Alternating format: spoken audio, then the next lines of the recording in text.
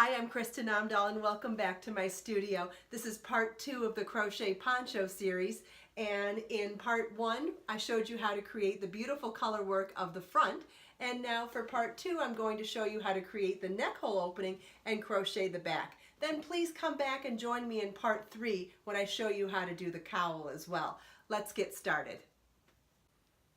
Okay, so in part 1 we made the front of the poncho and I showed you how to crochet the square, how to work the stripes, working into the stitches and the end of rows.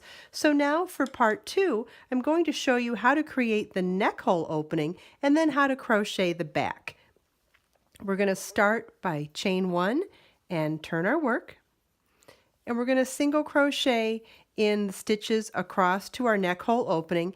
If you are following the size of the poncho that in the pattern, make sure you follow along for the number of stitches to crochet first, or if you're making your own size, make sure that you crochet across and leave enough stitches in the center for a neck hole opening. In this size, I'm going to crochet the first 9 stitches, 1, 2, 3, 4, 5, 6, 7, 8, 9. So I'm going to crochet the first 9 stitches, crochet the last 9 stitches. I'm going to skip the middle 8 stitches and work foundation single crochets in their place. So the first, when you do a foundation single crochet in the middle of work, you want to chain 2 to count as your first foundation single crochet, and then insert your crochet hook into that second chain, yarn over, pull up a loop, yarn over, pull through 1, yarn over, pull through 2. That's our second. Then insert your crochet hook into that vertical bar on this side of your work. Insert your crochet hook, yarn over, pull up a loop, yarn over, pull through 1, yarn over, pull through 2.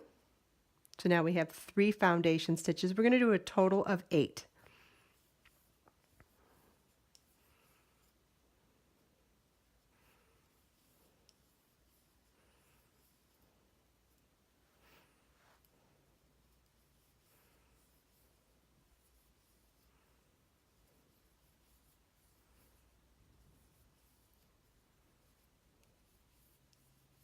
So now we've made 8 foundation single crochets. We're going to skip the next 8 stitches on our body of work, 1, 2, 3, 4, 5, 6, 7, 8, and single crochet in the next stitch, and single crochet in every stitch for the remainder of the row.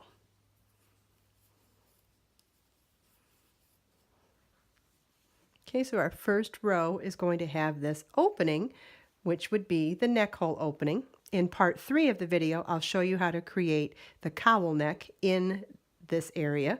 So now for the rest of the back, we're going to chain 1, turn our work, and single crochet in each stitch across for every single row. You want to make sure that you crochet as many rows for the back that you did for the front.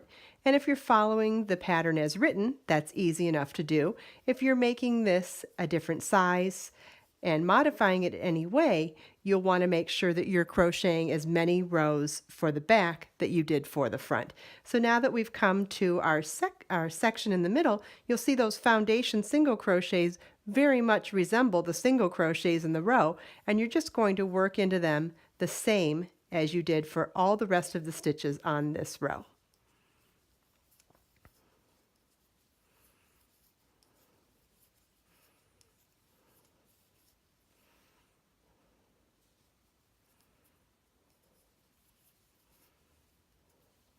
And then remember that chain 2 at the beginning of that section that counted as the first one. You'll want to single crochet into one of those chains to count that as our 8th foundation single crochet, and then just continue on in the row as normal.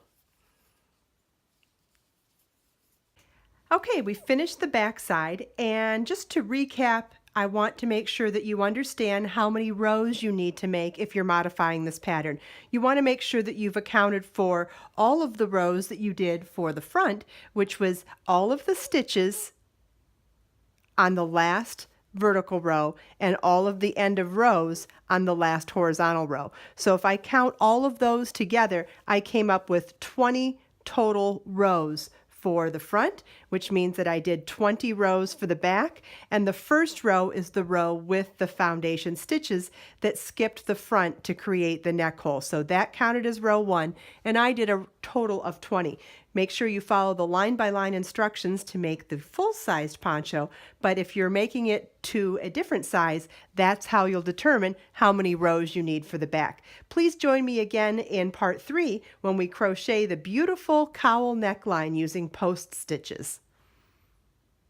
If you have any questions, by all means, leave them for me in the comments. And please subscribe to my channel for more videos.